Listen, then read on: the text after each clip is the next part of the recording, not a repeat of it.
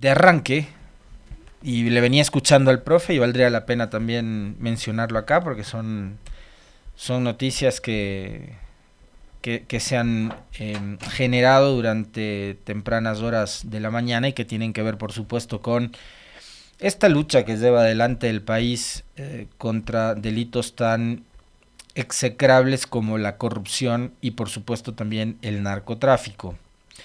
Muy temprano, este, este tuit o esta publicación es de las 2 horas con 41 minutos de la madrugada de hoy, de la Policía Nacional, informaban a través de sus redes sociales que se desarrolla un importante operativo contra presunto tráfico de influencias en la provincia de Pichincha en el marco de la investigación del caso Pantalla. Este es otro caso más, entiendo, ¿no? No es los casos anteriores, es otro caso, el caso Pantalla. Coordina entre Policía y Fiscalía de Ecuador por el delito de tráfico de influencias que involucraría a exfuncionarios del Consejo de la Judicatura. Al momento se ejecutan varias órdenes de allanamientos y registros. Esta era una noticia que a las 3 de la mañana estaba en desarrollo y que la había publicado en sus redes sociales la Policía Nacional hace 4 horas, ¿no? Y más tardecito, 5:30 de la mañana, nuevamente las cuentas de la Policía Nacional informaban con motivo de urgente un duro golpe al narcotráfico con la aprehensión de 7 delincuentes.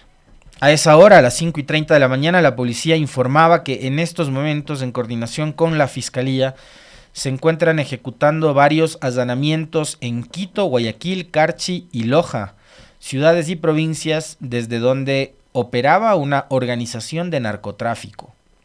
El operativo estaba en ese momento en desarrollo. La noticia fue actualizada durante la ejecución del operativo en Quito, Guayaquil, Carchi y Loja. Se logró la detención de 7 presuntos implicados en el delito de narcotráfico.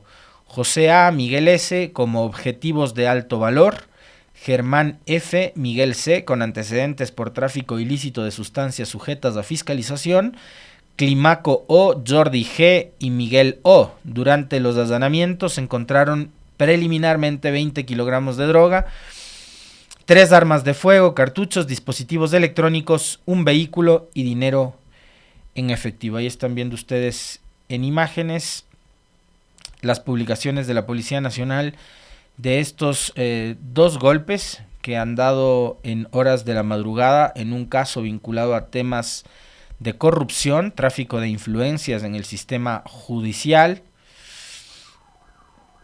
Y este otro que tiene que ver con un gran operativo que se ha llevado adelante en 4 provincias, ¿no? Pichincha, Guayas, Carchi y Loja.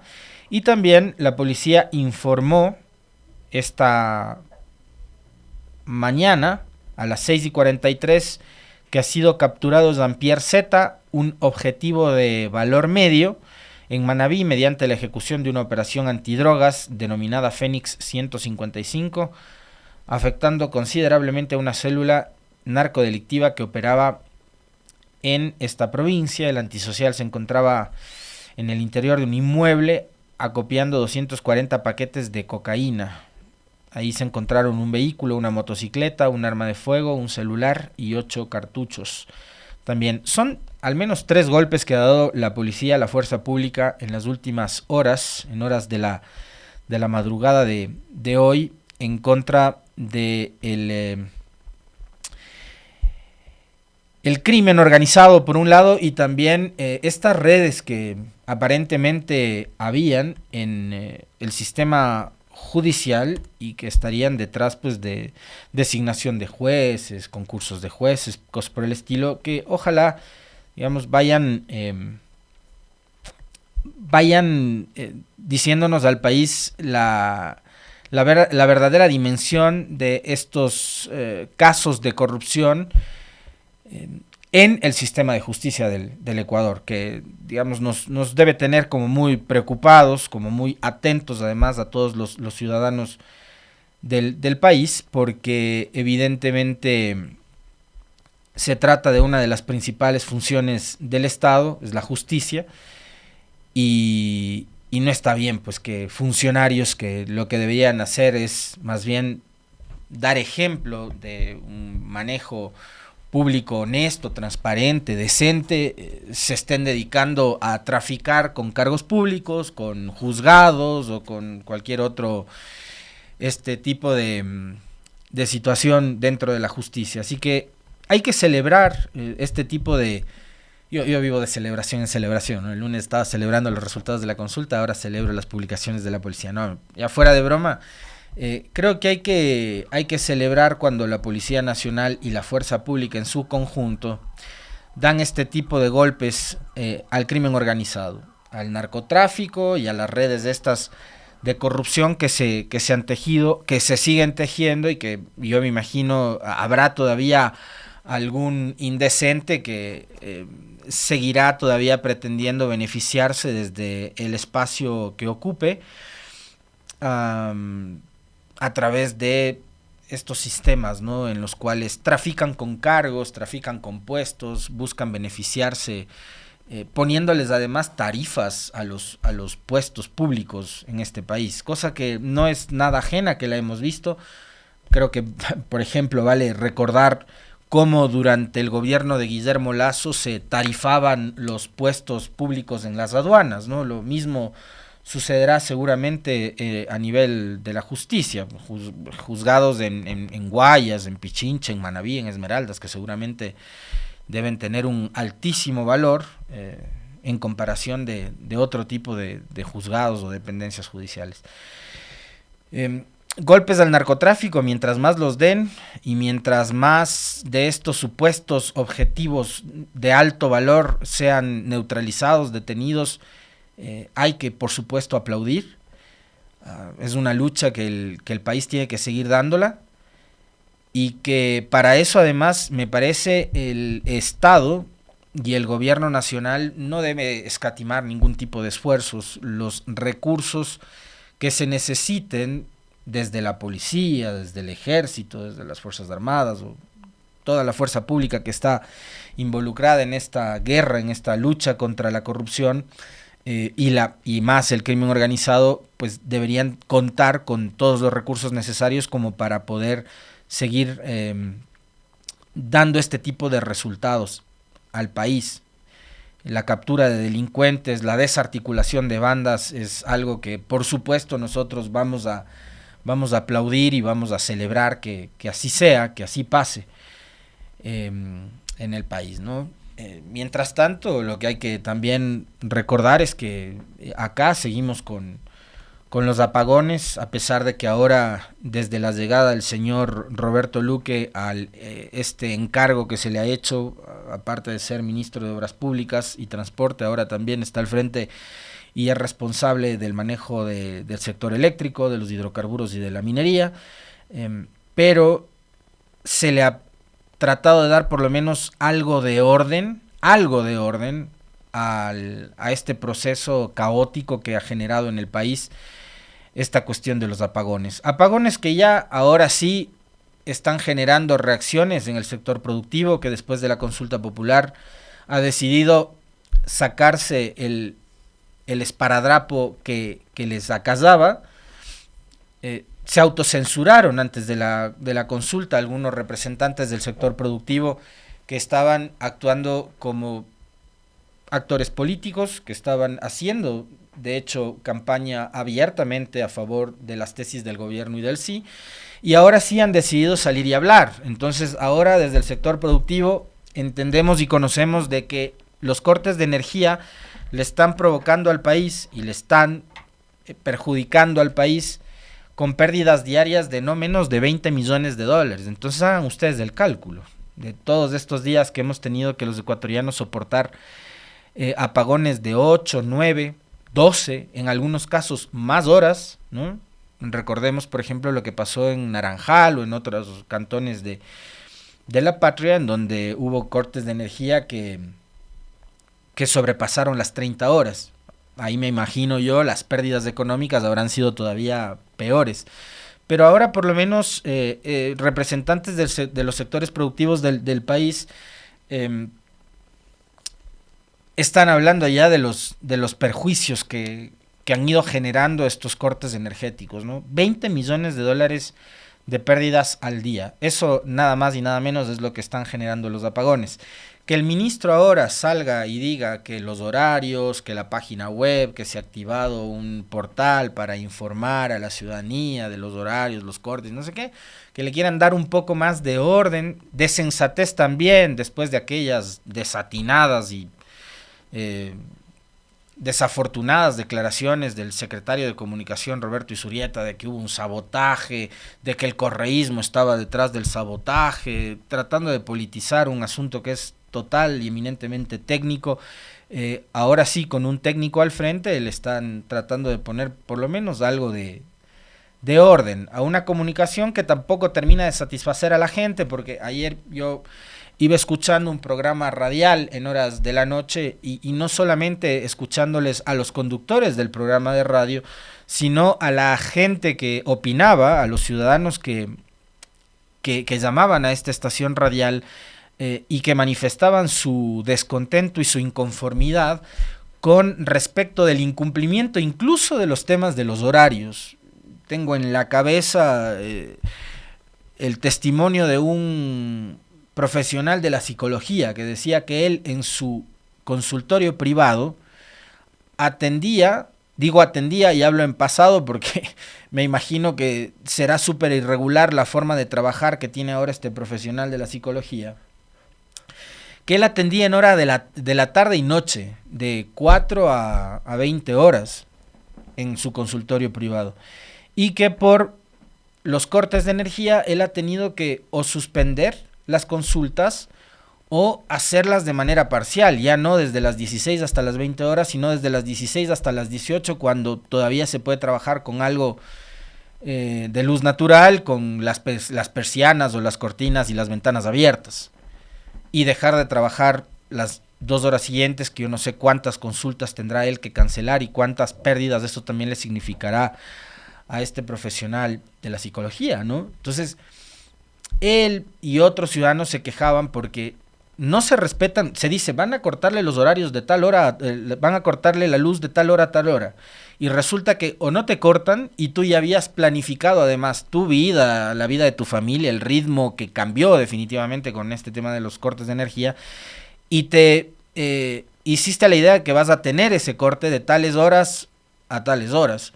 Y no pasó, y te quedaste con luz. Bueno, en buena hora que te quedaste con luz, pero ya habías planificado. O te cortaron antes o te cortaron después. Bueno, en realidad esto es un caos. Lo que está sucediendo en este país, a partir de los cortes de energía, es un caos. Y creo que también a esas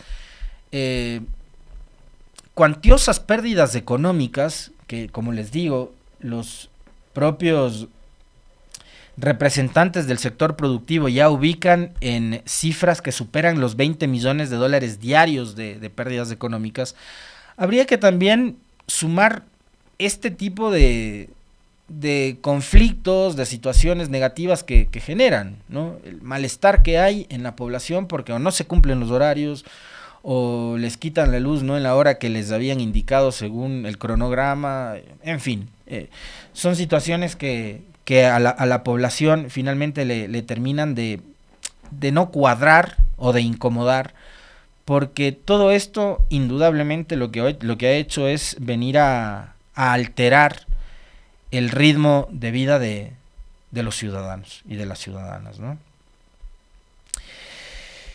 Finalmente, el presidente de la República reaccionó a los resultados de la consulta popular. Lo hizo, entiendo, ayer durante algunos eventos a los que asistió en la provincia del Oro. Estuvo participando en las festividades y sesiones solemnes por la provincialización del Oro. Estuvo en Machala el presidente y ahí se refirió a los resultados de la consulta popular. Si tenemos el video del jefe de Estado refiriéndose a eso, por favor. Yo desde muy pequeño siempre Fui fanático de los deportes y una de las primeras cosas que aprendí en mi vida era ver marcadores. Entonces, en un marcador en el fútbol, si ganaste 9-2, ganaste. Radio Pichincha.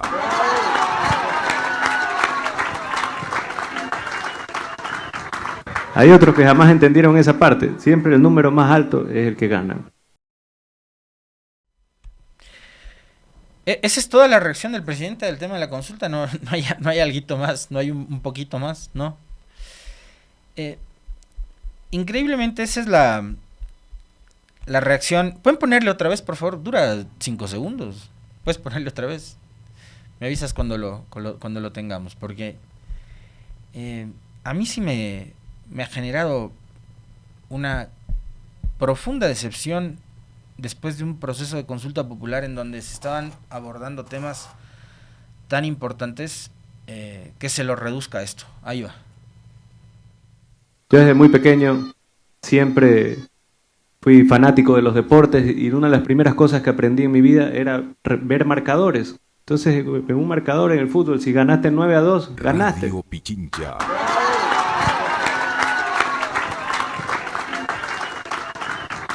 Hay otros que jamás entendieron esa parte. Siempre el número más alto es el que gana.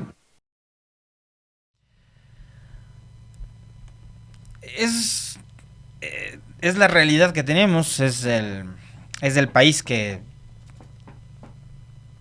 tenemos.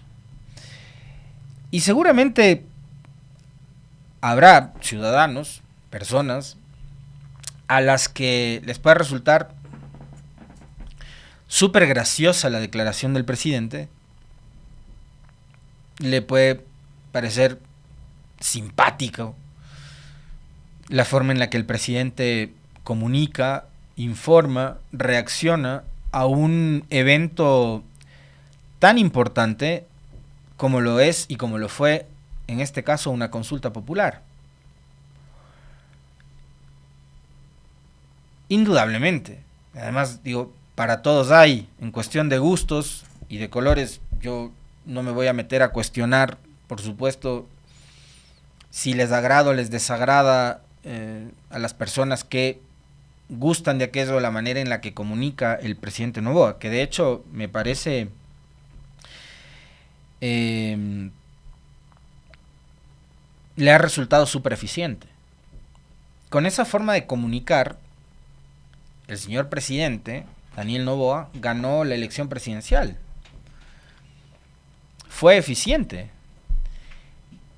Hay personas a las que no les puede gustar porque no tiene mayor profundidad el discurso del presidente, pero hay otros, en cambio, a los que estos discursos cortos, en los que a ratos, y he notado en el de ayer, yo intenté centrarme en un tema, pues que además habla 5 minutos, y en esos 5 minutos el presidente Noboa mete de todo, incluso los deportes y el fútbol, y no termina de centrarse en un mensaje concreto, claro, y que tenga más profundidad. Es demasiado superficial, y en este caso en particular, digamos, lo que me ha sorprendido es que un asunto tan importante se reduzca a la comparación esta de un marcador deportivo. No se puede así, superficialmente, sin adentrarme mucho en el tema en particular. Ya, sin adentrarme mucho en eso, les digo a ustedes, no se puede reducir una consulta popular, un proceso democrático en el cual nos estaban, según ellos, en la campaña política, nos estábamos jugando el futuro y los destinos de este país. Y ahora resulta que era como haber jugado un partido de fútbol o un partido de básquet, como haber salido a pelotear con los panas de barrio. Porque si fuese como dice el presidente Noboa, capaz y lo ideal no hubiera sido que planteen solamente 11 preguntas, porque si quería ganar por más de 9 goles, podía haber planteado 40 preguntas y la goleada hubiese sido 42. o 38-2. Digo, si lo importante para el presidente termina siendo la cantidad de preguntas en las que ganó el sí, y no los temas, por ejemplo, me parece que estamos incluso llegando al plano de pretender jugar con algo tan importante como lo es la democracia. Y una consulta popular, un plebiscito, un proceso democrático, que debería ser un momento trascendental en la vida de un país, pero al cual además a los ecuatorianos nos quieren llevar cada año, o sea, y que además creo también deberíamos de empezar a reflexionar sobre aquello, es decir, a los presidentes, a los gobernantes, ustedes, la población, nosotros, cada 2, cada 4 años, acá ya nos gusta más seguido, cada año, los vamos a elegir en las urnas para que gobiernen y para que decidan. Pero si van a estar convocándonos a cada momento a los ecuatorianos para consultarnos sobre determinados temas, está bueno, sí, es parte del ejercicio democrático, de la democracia participativa, que los ciudadanos también aprendamos a decidir sobre las cosas que queremos y las que no queremos. Ok, pero a los gobernantes también se los elige para que gobiernen, pues, para que ellos decidan de acuerdo a lo que propusieron en sus planes de campaña, de gobierno, y de acuerdo a las voces que seguramente escucharán durante todo el proceso que dura una campaña política, en la cual recorren barrios, ciudades, provincias, parroquias, comunas, en fin. Me imagino yo que habrá alguien que va tomando nota de las cosas que sí y no quiere la gente, y a partir de ahí que el que elegimos como presidente sea el que decida, pero se elige un gobernante para que tome decisiones. Porque, y les digo que si bien está bueno esto de que nos convoquen a una consulta, pero no todo el tiempo, porque pasa lo que pasó en esta consulta en particular, en la que hubo el más alto nivel de ausentismo desde la consulta del 2007, en la que nos llamaron a preguntar si es que queríamos o no una asamblea constituyente. Porque si se abusa de un formato como este, de un formato plebiscitario, el de consulta como este, lo que va a pasar es que estos ejercicios importantísimos de democracia participativa van perdiendo sentido. Y la gente se irá preguntando ¿qué tan útil termina siendo una consulta popular si finalmente no hacen lo que esperaba yo que hagan? Les voy a plantear un ejemplo clarísimo de una consulta que a este país no le sirvió para nada, o más bien sí, pero no para nada bueno. Es la consulta del 7 veces sí de Lenín Moreno. En esa, Lenín Moreno también ganó por goleada.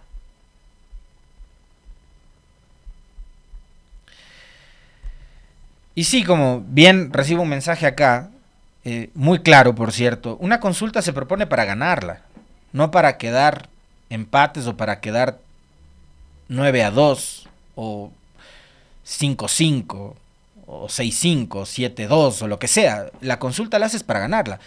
Y la consulta que yo les planteaba como ejemplo, la de Lenín Moreno, la del 7 veces sí, el tipo la ganó. Y después de todo el tiempo que ha transcurrido desde aquel 4 de febrero del 2018, les pregunto yo a ustedes, el triunfo de esa consulta, ¿de qué le sirvió al país? Más allá de todo lo que promovió la transitocracia y el trujillato, la persecución política, el habernos heredado y dejado funcionarios como Pablo Celia al frente de la Contraloría, de una institución que ahora nuevamente está haciendo noticia por lo sucedido con Polit en Miami, ya me voy a referir a eso más adelante, pero yo en serio les invito a reflexionar sobre qué fue lo que nos dejó la consulta del 7 veces sí de Lenín Moreno, si no es todo también a propósito de la herencia del Trujillato, todo este descalabro institucional que actualmente vive el país. Esa consulta, ellos la vendían como el punto de partida de la reinstitucionalización del Ecuador. A la larga, lo que buscaban era descorreizar el Estado, sacar a Zalc de la judicatura, sacar a los consejeros de entonces del Consejo de Participación Ciudadana, buscaban renovar las entidades y organismos de control y poner a gente cercana a ellos. Sacaron a Zalc de la judicatura. Bueno, pregúntense qué ha pasado con el sistema judicial, la judicatura, entre otros espacios, durante estos 4 o 5 años últimos en este país. Durante estos 6 años en el país, desde el triunfo de aquella consulta. ¿Qué ha pasado con el sistema judicial? No empezamos este espacio de noticias hablando de un golpe de la policía sobre un grupo de personas, exfuncionarios de la judicatura, que estarían involucrados en un nuevo caso de tráfico de influencias en la judicatura. ¿No era la judicatura parte de los organismos de control e instituciones que iban a ser renovados a través del Consejo Transitorio y el Trujillato? ¿No es todo lo que está pasando ahora mismo herencia de aquella consulta popular? Entonces yo sí les planteo a ustedes esa inquietud de qué tan necesarias son las consultas populares que nos han planteado los últimos 3 gobiernos. 3 gobiernos, 3 consultas populares. El 7 veces sí del señor Moreno, la consulta popular planteada por Guillermo Lasso y el clon de consulta que plantea Noboa, en donde se abordaban los mismos temas a los que Lasso la gente le dijo que no. Y acá 2 temas adicionales en los cuales pierde el presidente Noboa, en donde evidentemente había un profundo interés de los sectores que a él le auspiciaron la campaña, que actualmente le respaldan, los sectores vinculados a las grandes empresas, al sector productivo, que obviamente querían, por un lado, el asunto de los arbitrajes, que no es otra cosa que ceder soberanía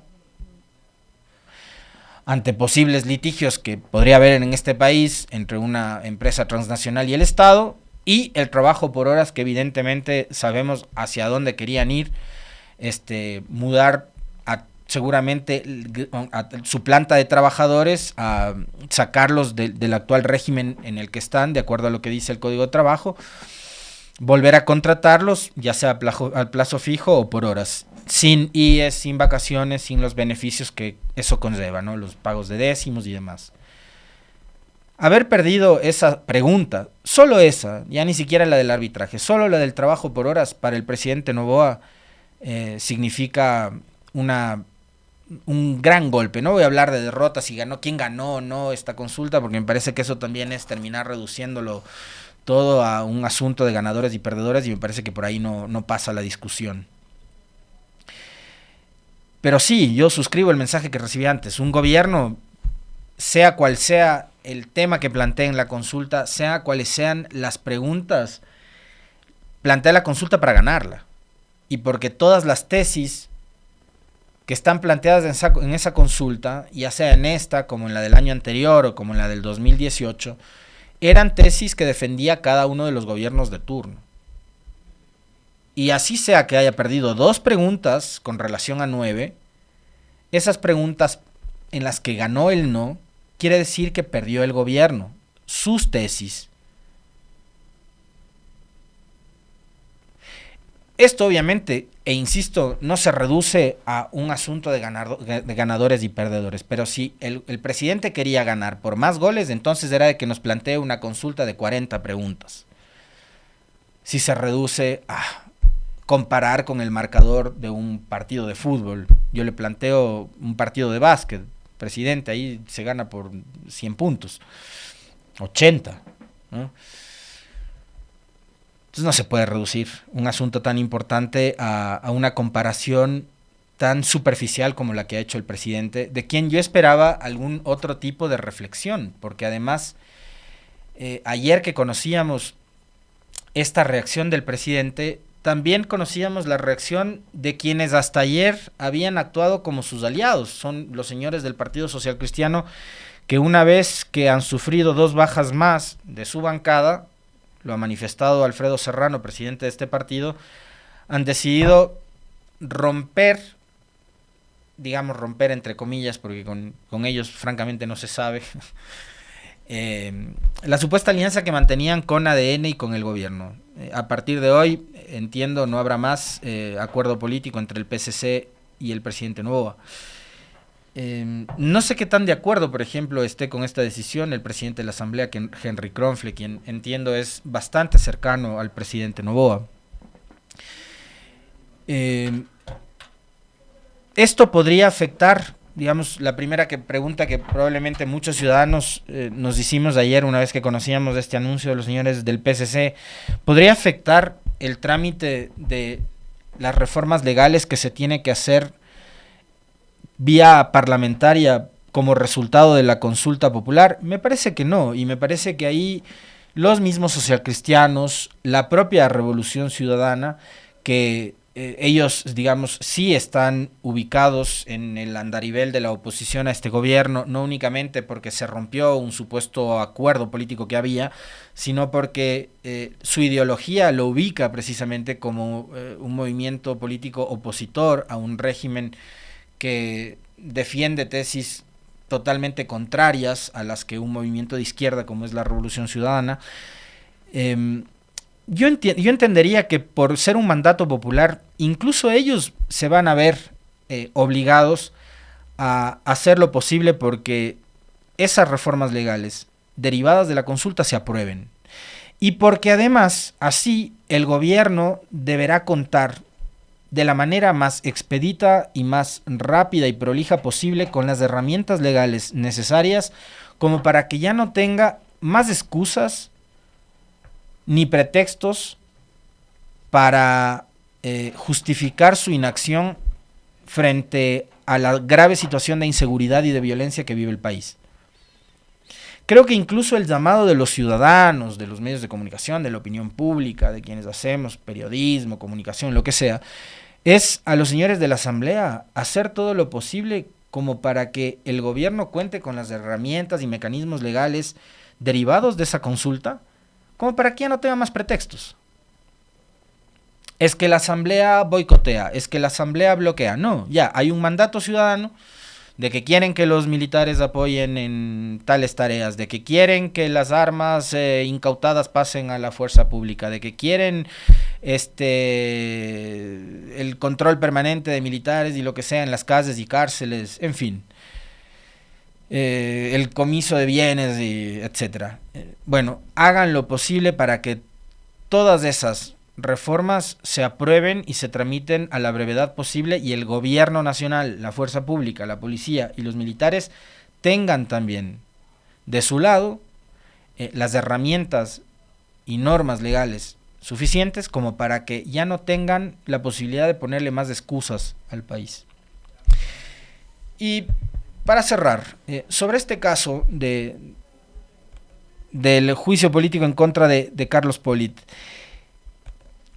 puede ser Polit, pudo haber sido Celi antes, o puede ser el que sea, cuando una persona que durante el ejercicio de la función pública dio muestras de no ser honesto, de no ser transparente, de haber utilizado la función pública única y exclusivamente para sacar beneficio personal, es juzgada, uno no puede hacer otra cosa que justamente celebrar aquello también. Otra vez voy a la celebración.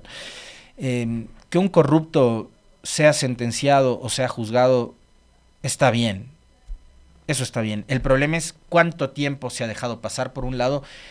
Y lo otro, Poli termina siendo juzgado en los Estados Unidos. ¿Eso significa que él acá todo el tiempo evadió a la justicia?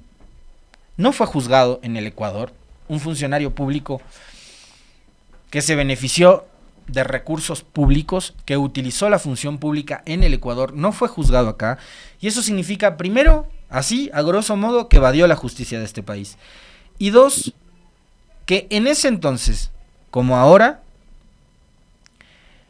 los sistemas que debían funcionar para detectar escandalosos casos de corrupción, de un tipo que se daba el lujo de tener dinero para comprarse edificios que cuestan millones de dólares en Miami. No funcionan. La pregunta es, ¿para qué está la UAFE? ¿Para qué están, en ese caso, por ejemplo, la propia Contraloría? Pero es que pusieron al ratón a cuidar el queso en el caso de Polit. Y fíjense ustedes, este tema tan interesante, el origen de Polit. Y ahora que todos los políticos están que se quieren deshacer de Polit. Todos. Aquí creo que pocos se salvan, pero todos en algún momento tuvieron algo que ver con Polit.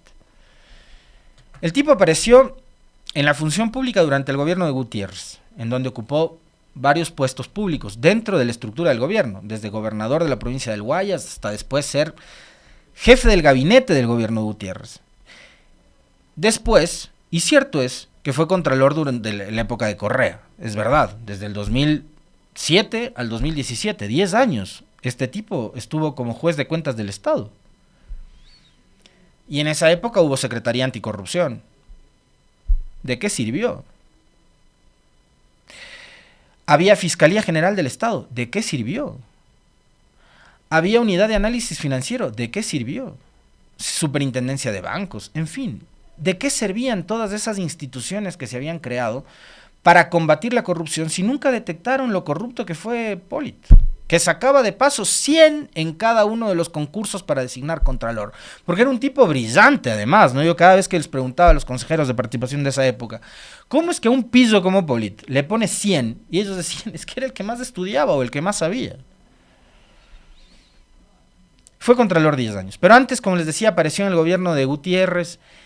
Y el origen, ¿cómo llega él a ser contralor? La primera vez, él no es elegido por el Consejo de Participación con esos concursos en los que sacaba 100 en los exámenes.